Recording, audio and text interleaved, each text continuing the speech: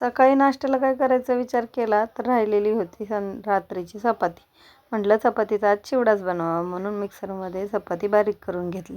एका कढईमधलं घेतलं तेल गरम झाल्यावर घातले शेंगदाणे मस्त छान खरपूस भाजून घेतले.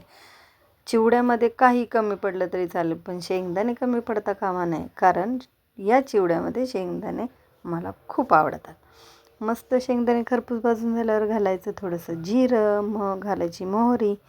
हे सगळं घालून झाल्यावर तुमच्या आवडीप्रमाणे तिखट घालायची, मिरची घालून झाल्यानंतर घालायचा मस्त बारीक चिरलेला कांदा छान लाल भाजून झाला की मग घालायचं टोमॅटो.